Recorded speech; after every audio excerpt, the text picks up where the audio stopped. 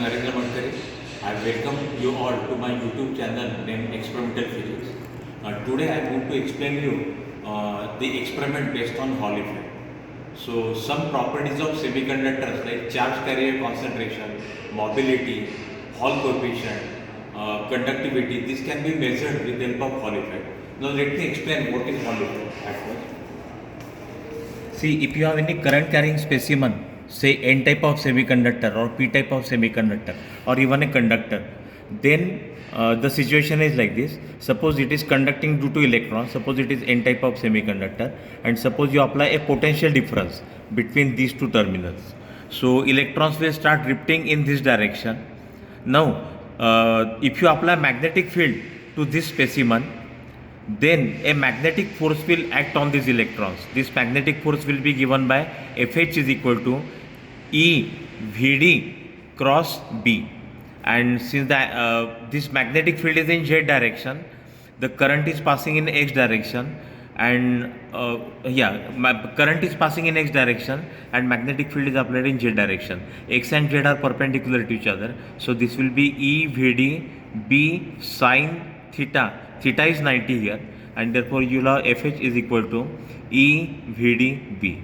Now the right hand thumb rule indicates that this force will be perpendicular to direction, it will be perpendicular to Vd as well as B, and its sense can be determined by using right hand thumb rule. So rotate the fingers of right hand from velocity to the magnetic field. My thumb is pointing up, so electron should get deflected up because of this force, but since electron is negatively charged, it will be deflected down. So because of this magnetic force, the electrons will start drifting down and they will accumulate across the metal contact, and then as electrons go down, this side will become positive because it is electron depleted. That means a Hall voltage or a voltage is developed across this specimen, and this itself is called as Hall effect. Hall effect says that when a current carrying specimen is kept in a magnetic field, then a voltage is developed across it which is perpendicular to both current and the magnetic field. For example, the current is passing in X direction, magnetic field is in Z direction, and Hall voltage is generated in Y direction. Now suppose we do this experiment for P type of semiconductor, or a semiconductor which is conducting due to positively charged carrier. So this is positive charge now. Let us keep the direction of electric field same. So now, and let us also keep the direction of magnetic field same. Now what will happen? This hole is positively charged and therefore it will drift in this direction. Now once again a magnetic force will act on the hole. Fh is equal to EdV cross H. B or H, you can use any notation, and then you can rotate the fingers of your right hand from velocity to the magnetic field. The thumb is pointing down. Please note that for electrons they were drifting up, but since they are negatively charged, we made our direction of thumb opposite. For holes which are positively charged, there is no need to make the thumb opposite, and therefore holes will get deflected in this direction. So as holes go down, migrate down, this will become negative, and then you will get a Hall voltage. You can see that direction of Hall electric field or Hall voltage in this case and Hall voltage in this case, they are opposite. That means in general, in a given experimental condition, if the sign of Hall voltage is negative for N type of specimen, then it will be positive for P type of specimen. That means Hall effect can be used to distinguish between N and P type of semiconductors. Now have a look at this derivation. The electrons are drifting down here. As electrons keep on going down, there will be Hall voltage, and because of Hall voltage there will be Hall electric field. So EH will be equal to VH upon D, where VH is the Hall voltage and D is the distance between the width of the specimen. So EH is equal to VH upon D. You know that whenever there is electric field, there will be a force. So Hall force will be given by E into EH. Okay. So this Hall force will come into existence when Hall voltage is generated, and as time passes, the Hall voltage will become more and more stronger. Hall electric field will become more and more stronger. So Hall force will become more and more stronger. So there will be two forces. One force is the magnetic force which is drifting the electrons in downward direction, and then another is the time growing Hall force which is sending the electrons back.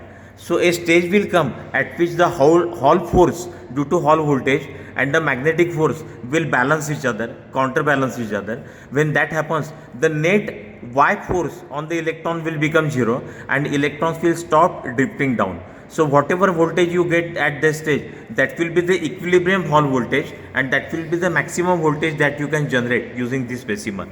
So at that stage we can write an equation EH is equal to E Vd into H. This is magnetic force and this is a Hall force. So E and E will get cancelled.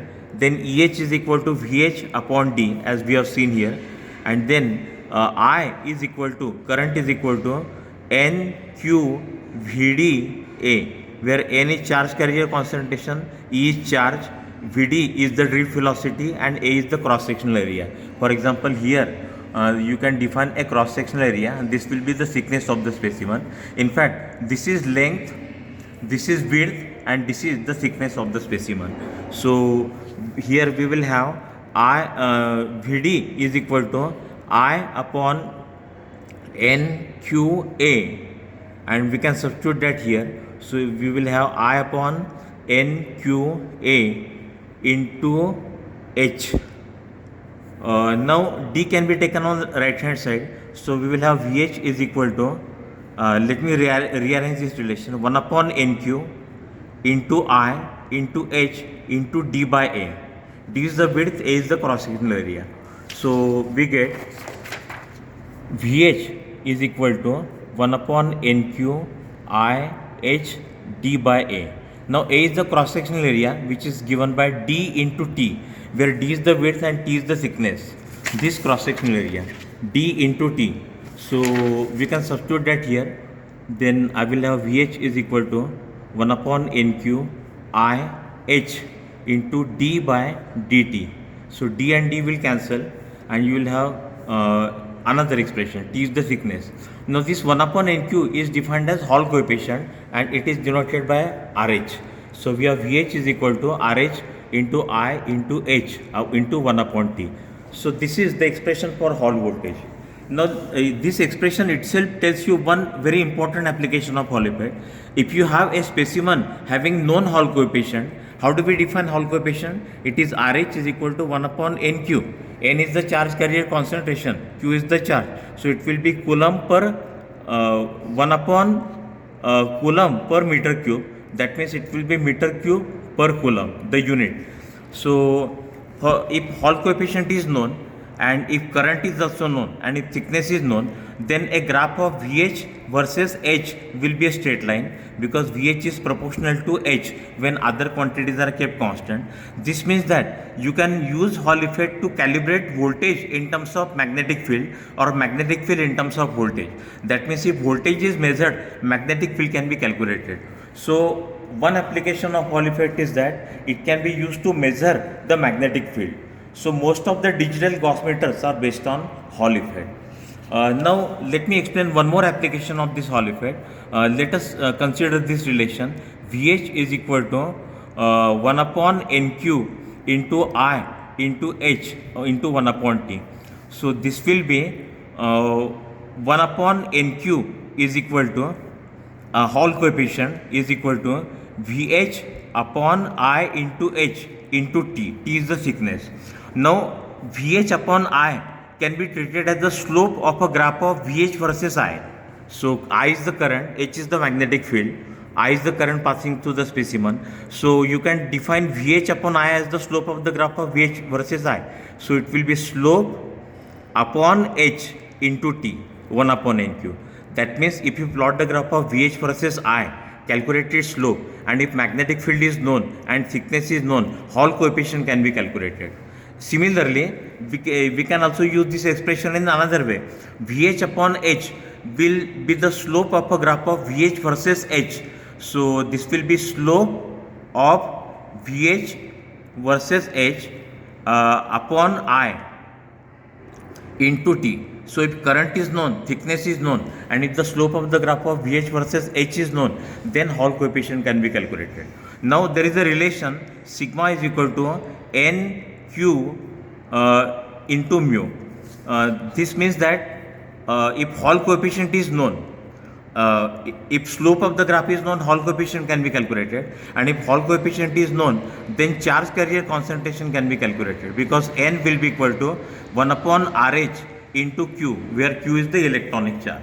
So charge carrier concentration can be calculated, and if you look at this relation sigma is equal to NQ mu, then NQ is nothing but Hall coefficient, so it is mu H upon RH.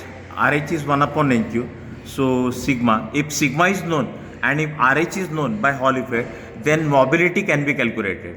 So mobility of electrons or holes in semiconductors can be calculated. In short, Hall effect has many applications. One application is that it is used to distinguish between P type of and N type of semiconductors, because in the same experimental condition, the direction of Hall voltage for P and N type of semiconductors are exactly opposite. Then Hall effect can be used to measure magnetic field. Hall effect can be used to calculate charge carrier concentration. It can be used to calculate mobility, and it can also be used to calculate Hall coefficient. So Hall effect is a very versatile effect, and it has many applications. So let me explain how this experiment can be done.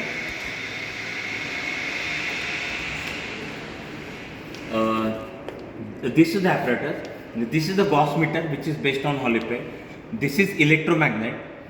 This is the current source, constant current source, which provides current through the electromagnet, and this is Hall voltage setup, where there is a provision to pass current through the specimen, and there is also a provision to measure the Hall voltage. So this is the apparatus. Now for measuring magnetic field, first application using Hall effect, you require Hall probe of known Hall coefficient. So there is one Hall probe given here, and it is made up of indium arsenide. So it is kept in this pocket. Take it away from this pocket, and then you have to make one connection behind the Gauss meter. So you have to make it here, and then after making the connection,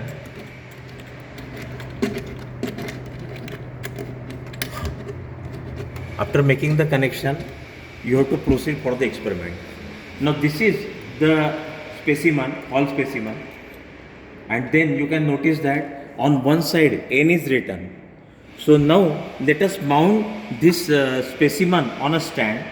So I will release this screw, then I will place the specimen here, and then I will tighten the screw. Now I will insert this specimen inside the space between the two poles, electromagnet, and I will hold it there. You can see that the tip of the probe is exactly in the middle of the source, vertically middle and horizontally middle. When this is done, you can make the instrument on. So I am making all the instruments on. So let us make Gauss meter on. Let us also make constant current source on. Now you will notice that the current passing through the specimen is 0 at present. You can adjust the current using this knob, and here you are observing some magnetic field. See, it is into 10, that means 1 into 10. Actually, see, this is the Gauss meter which is measuring the magnetic field due to this electromagnet. So for 0 current, when the current passing through the electromagnet is 0, the magnetic field should be 0. But it is not 0, it is something like 1 into 10. When this is on into 10, you have to multiply this value by 10. So 2 into 10, 20. So actually you have to make this 0, because when current is 0, then Hall voltage should be 0. This is 0 adjustment. So you can keep this, you can adjust this so that the reading at 0 current is 0. Now rest of the experiment is very simple. You can adjust the current to different values. So the magnetic field will keep on increasing, because magnetic field is proportional to current. For example, the first current that I will pass through the specimen will be 0.5 amperes. This current is in ampere. Now correspondingly you get magnetic field. It is measured in Gauss. It is 65, but this knob is on into 10, and therefore you have to multiply 65 by 10. So you get 650 Gauss magnetic field. Then you can increase the current to 1 ampere, so that you get the corresponding magnetic field. It is 134 into 10, that means 1340 Gauss magnetic field. So you can adjust the current to 0.5 ampere, then 1 ampere, then 1.5, 2 and 2.5, and then you can record the corresponding magnetic fields. So let us see how observation can be recorded.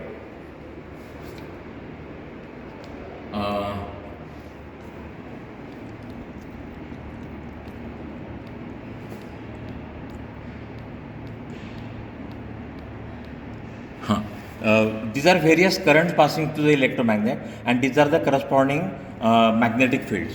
That means we have calibrated the magnetic field in terms of current. That means if current is known, then corresponding magnetic field can be judged or it can be calculated. Note that these measurements are based on specific distance between the pole pieces, and the distance between the pole pieces can be varied with the help of these screws. So first part is measuring magnetic field at different currents, make the current 0 and remove this Hall probe. After removing it, you can place the cover and you can keep it back in the pocket in which it was kept. So, and then you have to remove this connection.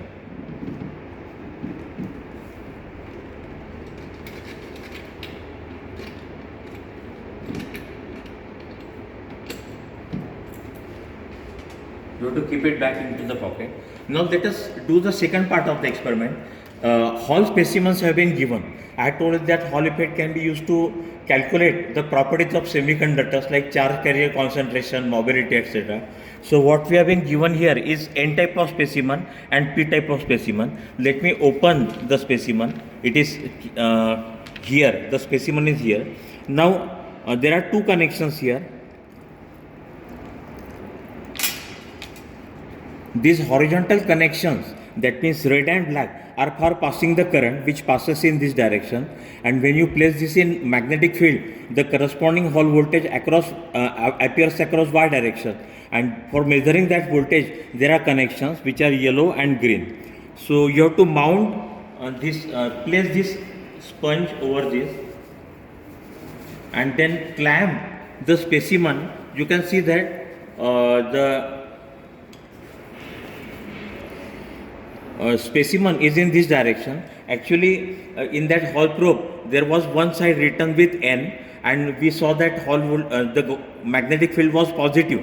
In that case, conventionally, when the magnetic field is positive, then the pole faced by a letter north is always north pole. So conventionally this is north pole and this is south pole. So let me fix this specimen into the socket.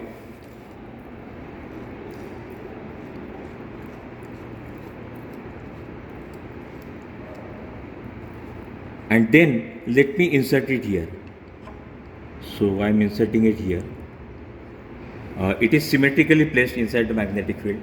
Now you have to do the connections. Please note that red and black connections are for current. That means the same unit can be used to pass the current through the specimen, and same unit can be used to measure the voltage between the specimen. So red and black are to be connected here. You can see that red is connected to positive and black is connected to negative. And then yellow and green are to be connected for voltage. Yellow and green are to be connected for voltage. So red in positive and black in negative. So the instrument is ready for experiment now. Let us make this instrument on. Now you can see that even though the magnetic field is 0, there is some Hall voltage seen. See, how much current I am passing? 0 current. See, when you place this knob here on right hand side, this measures current, and this current can be adjusted using this knob. And when you place this knob on this side, it measures the corresponding hall voltage. Now you can see that you are getting some hall voltage even if the current is 0, and then even if the current through the electromagnet is 0. So there is 0 adjustment here, using which you can keep the voltage 0. For 0 current and 0 magnetic field, the voltage should be 0. So this is almost 0 now, and then you can start with the experiment. The first experiment is like this. We will keep the current constant. So for measuring the current, I will place this here, and I will keep the current 6 milliampere. Now this 6 milliampere is arbitrary. You can keep any current, but let me choose 6 milliampere. I will keep 6 milliampere current. Now for that 6 milliampere, what I will do, I will change the current to the constant current source. Correspondingly, the magnetic fields will change. And for different magnetic fields, I will measure the different hall voltages. So now the magnetic field is 0. How much is the hall voltage? Let me place this knob here so that I measure the hall voltage. It is minus 6.9. But for 0 current, the hall voltage should be 0. And therefore, once again, I will adjust this to 0. And now my experiment will start. I will set this current to 0.5 ampere. Now I know that for 0.5 ampere, my magnetic field is 6 to 6 Gauss. So I know how much is the magnetic field here, and I can get the hall voltage. You can see that the sign of the hall voltage is negative. So when the specimen is facing the north pole, if you apply right hand thumb rule here, then you will notice that the hall voltage will be negative. That means in a given experimental condition, the sign of hall voltage is negative. That indicates that this is N type of specimen. Then you can adjust the current through the electromagnet to 1 ampere. The hall voltage will increase. You can record that hall voltage. And for 1 ampere, my hall magnetic field is 1320. Then I will adjust the current to 1.5 to 2.53, and then I will get magnetic field at different currents. Sample current is 6 milliampere, and you are adjusting the magnetic field to different values up to 2.5 ampere, and then you are getting corresponding hall voltages. We know that hall voltage is negative, but here we will consider only the magnitude. Now let me explain the next part of the experiment. In this part, you kept the current constant. Look, you kept the current constant, and at different magnetic fields, you measure different hall voltages. So similarly, you can keep the magnetic field constant, and you can vary the current, and you can measure corresponding hall voltages. So you can keep a magnetic field of say 2020 for 2 ampere. For 2 ampere, the magnetic field is 2690 Gauss. So I will adjust the current to 2 ampere. I know the corresponding magnetic field. It is 2690 Gauss. Keep a current 2 ampere. I know the corresponding magnetic field. Now what you will do here, you will set this current to 0 at first. Then you will measure the corresponding hall voltage. There is no hall voltage now, almost 0 hall voltage is there. And then then you can adjust the current to 1 ampere. When you are adjusting the current, keep this knob on right hand side. So adjust the current to 1 ampere. How much is the corresponding hall voltage? Keep the knob on left hand side. The corresponding hall voltage is minus 7.7 millivolt. The hall voltage is measured in millivolts. Then once again you can place this on current, and you can adjust the current to 2 ampere. So the corresponding hall voltage can be measured here, minus 22.9. Negative sign indicates that it is the N type of specimen. Then once again you can place this on current, and you can adjust the current to 3 milliampere, and then corresponding hall voltage can be measured. So magnetic field is kept constant, and you are adjusting the current to different values, which are 0, 1, 2, 3, 4, 5 milliampere, and then you can record your readings here. The magnetic field is 3340 Gauss. You can choose anything, and then for different currents I am getting different Hall voltages. These Hall voltages are actually negative, but we are considering magnitude. Now later on I will tell you how to do the calculation, but let us do the same experiment for P type of semiconductor now. So let us remove this specimen from here. My experiment on N type of specimen is over. Now I will place this properly into this box. Make everything 0. Remove the connection and keep the specimen back into its space box properly, and then open P type of specimen. In P type of specimen you have same type of connection. This is the specimen, the current is passing in this direction, and magnetic field will pass in this direction, and Hall voltage will be measured in this direction. So I want to make the connections, so I will place this properly here, the sponge, then I will place this here.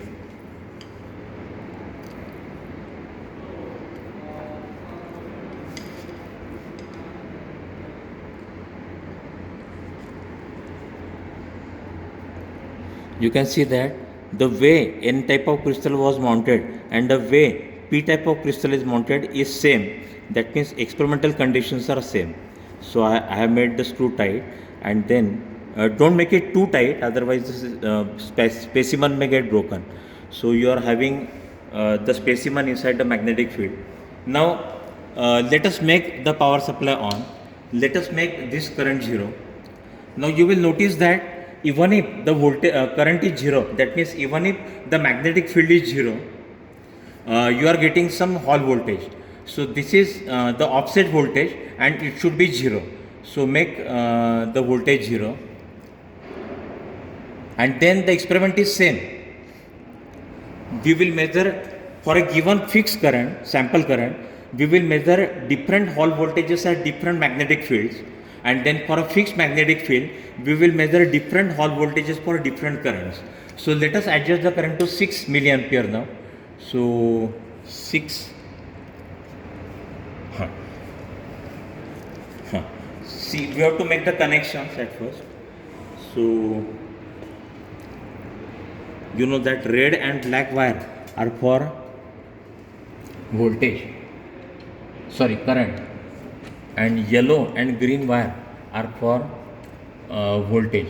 But in yellow green also there is one red terminal and black terminal, red in red and black in black.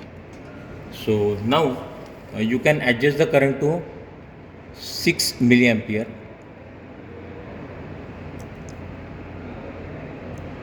Six milliampere is an arbitrary value. So and then you will apply different magnetic fields and you will measure different currents. So this should be properly placed, and you should not touch this part, otherwise it will get disturbed. So adjust the current to 0.5 ampere. You know the corresponding magnetic field because we already calibrated magnetic field in terms of current. Then measure the corresponding Hall voltage. So it is plus 22.9. You can see that even if the experimental conditions are same, while the Hall voltage for N type of specimen was negative, the Hall voltage for P type of specimen is positive. So then apply a current of 1 ampere. Then measure the corresponding Hall voltage. It is 37.2 millivolt. Then increase the current to 1.5 ampere. Measure the Hall voltage. Then 2 and then 2.5. So you are measuring for a given fixed current of 6 milliampere current. You are measuring different Hall voltages at different magnetic fields. So this is the first part of the experiment. In second part, keep the magnetic field fixed. So keep a current of 2 ampere. The corresponding magnetic field will be there, and then vary the current to different values. So at first keep a current of 0 milliampere. Then Hall voltage will be approximately 8.3, but it should be 0 because current is 0. So make this 0. Now apply a current of 1 milliampere.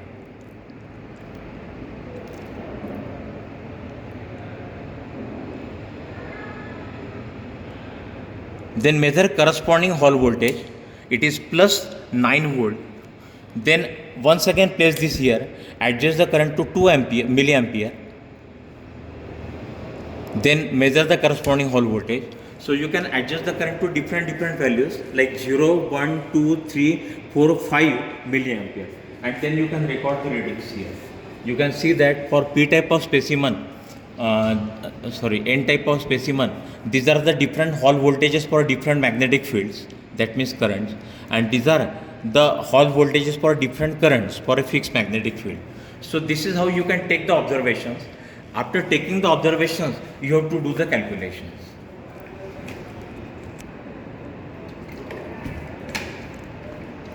Okay, the first part of the calculation is like this. For N type of specimen, I have measured, okay, see in the manual, the specifications of the crystals have been given. So, thickness of N type of crystal is 0.5 mm, that means 0.005 millimeter. Then resistivity of N type of specimen is also given in the manual. So it is rho is equal to 7 ohm centimeter. That will be 7 upon 100. That means 0.07 ohm meter. When you convert ohm centimeter into ohm meter, you have to divide by 100. Now conductivity is the reciprocal of resistivity. So sigma is equal to 1 upon 0.07. That is 14.29 mho per meter. Now we already measured the different hall voltages for different magnetic fields. If you plot the graph of hall voltage versus magnetic field, it will be a straight line. Now we have already seen that here in this relation, we have seen that if you in this we have 1 upon NQ is equal to I VH upon I H into T. So if you consider graph of voltage versus magnetic field, hall voltage versus magnetic field, then the slope of that graph will be V by H.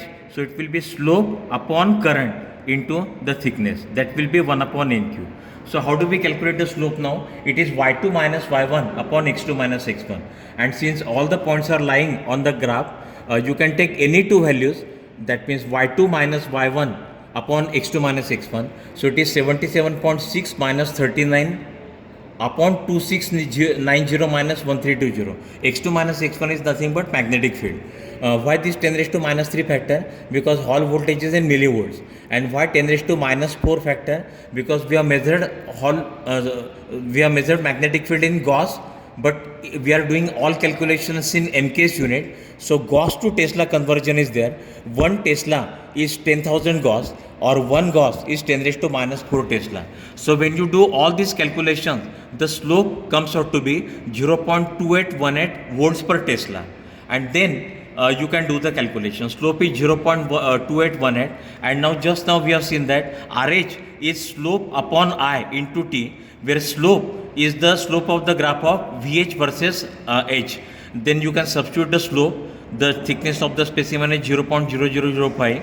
Then current, as you can recall, we have passed a current of 6 milliampere. So it is 6 into 10 raised to minus 3.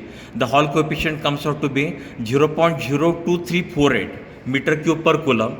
The standard value is given in the manual. It is 0.0254, and when you calculate the error, that means experimental minus standard upon standard modulus into 100, it comes out to be 7.5%. If you do the experiment properly, then the error can be made minimum. Now what is carrier concentration? We have RH. RH is defined as 1 upon NQ, and therefore N, the charge carrier concentration, is 1 upon RH into Q. So RH is known now, 0.02348. Then the electronic charge is 1.6 10 raised to minus 19. So it is 1 upon this. It comes out to be 2.66 10 raised to 20 electrons per meter cube. And the standard value is 2.5 into 10 raised to 20. When you calculate the relative error, it will be 6.4%. Now how do we calculate the mobility? Mobility is given by mu is equal to sigma RH. Sigma is the conductivity. Now conductivity is already calculated here. It is 14.29 mho per centimeter. So we have mu is equal to sigma h. 14.29, RH is calculated, Hall coefficient 0.002348. When you do all these calculations, the answer comes out to be 0.3351, and the standard value of mobility is 0.363, and the error is 7.7%. So this is how you can do the calculations for Hall effect. Then another part is Hall voltage versus current. So here also you will notice that here V, if you plot the graph of voltage, Hall voltage versus current, then the slope of that graph will be V by I, and then your slope upon H into T. So you measure different Hall voltages at different currents, and then you plot the graph of Hall voltage versus current. It will be a straight line. Then you can calculate the slope of this graph, y2 minus y1 upon x2 minus x1.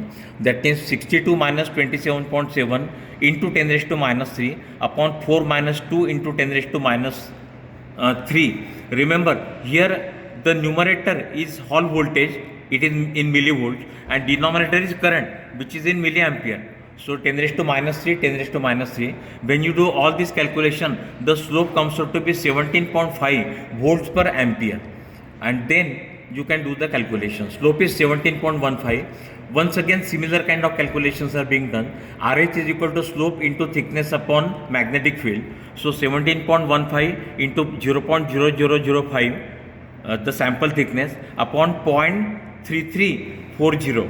Why 0.3340? This experiment was done for a magnetic field of 0.3340 Gauss.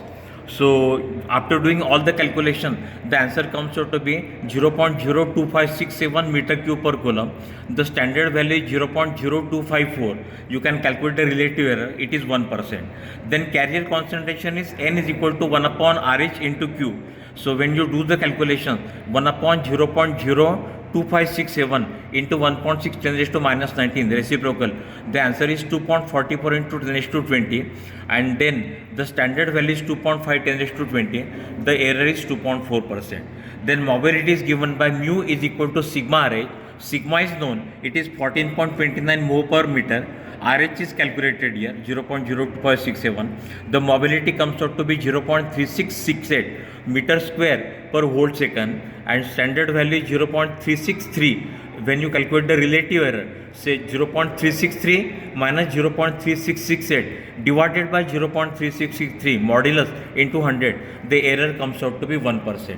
Now similar calculations can also be done for P type of crystal, but for that you should know the specifications of the crystal. So once again, in manual, the specifications have been given. Thickness is 0.5 millimeter, then resistivity is 6 ohm centimeter, that means 0.06 ohm meter. Sigma is equal to 1 upon rho, so 1 upon 0.06, and then the conductivity is 16.67 mho per meter. This all is given in manual. Then thickness is 0.5 millimeter, that means 0.0005 meters. Now the procedure is same, only sample is different. So for a given fixed current, we have plotted a graph of voltage versus magnetic field. The slope of this graph can be calculated. It is slope into slope is equal to y2 minus y1 upon x2 minus x1. That means 52.4 minus 28.4 upon 2690 minus 1320. The slope comes out to be 0.752 volts per Tesla. And then we have Hall coefficient is equal to slope into T upon I. Just now these relations were explained. So RH can be calculated 0.1752 into 0.0005 upon 6 into 10 raised to minus 3. The sample current is 0.01460. The standard value is 0.01610. The error is 9.3%. Then carrier concentration is N is equal to 1 upon RH into Q. RH is calculated now 0.01460. Q is charge of electron 1.6 10 raised to minus 19. When you do all this calculation, the answer comes out to be 4.28 into 10 raised to 20 meter cube per meter cube, and the standard value is 3.9 10 raised to 20. When you calculate the relative error, it will be 9.7%. And then mobility of electrons is mu is equal to sigma RH, that is mu E is equal to 16.67 into conductivity into Hall coefficient 0.01460, that means 0.2434 meter square per volt second. The standard value is 0.2680, relative error is 9.2%. Now another graph will be this is now fixed magnetic field and different Hall voltages at different currents. So once again you can plot the graph of voltage versus current. You can calculate its slope y2 minus y1 upon x2 minus x1, that means 41.5 minus 20.2. I have taken the points on the graph only. 10 into 10 raised to minus 3 upon 4 in minus 2 into 10 raised to minus 3. You can pick up any 2 points here from this data, y2 minus y1 upon x2 minus x1. So the answer comes out to be 10.65 volts per ampere, and then slope is 10.65. RH, the Hall coefficient, is slope into thickness upon magnetic field, that means 10.65 into 0.0005 upon 0.3340 meter cube per coulomb. The answer comes out to be 0.01594. The standard value is 0.01610, error is 1%. Then carrier concentration is 1 upon RH into Q. N is equal to 1, it will be 1 upon RH 0.01594 into Q 1.6 10 raised to minus 19. When you do the calculations, the answer comes out to be 3.9 10 raised to 20, and then the standard value is 3.9 10 raised to 20, and both the values are matching, so error is 0%. And then mobility of electrons is mu E is equal to sigma RH. Sigma is 16.67, RH is 0.01690. When you do the calculation, the answer comes out to be 0.2657 meter square per volt second. The standard value is 0.2680. When you do the calculation, when you calculate the error, it comes out to be 0.86%. So this is how you can do the experiment. This is how you can take the readings and do the calculations for Hall voltage. In short, today we have studied Hall effect. In Hall effect, we saw that when a current carrying specimen is kept in the magnetic field, then a voltage appears across a direction perpendicular to current and magnetic field. The sign of this Hall voltage is opposite for P and N type of specimen. And then if we measure Hall voltages at different currents, or if you measure Hall voltage at different magnetic field, then by using this data, the charge carrier concentration, the Hall coefficient, and then the mobility of electrons or holes can be calculated for any semiconductor. So Hall effect has many applications. We have studied some of the applications of Hall effect here. Thank you for watching this video. Please like it and subscribe.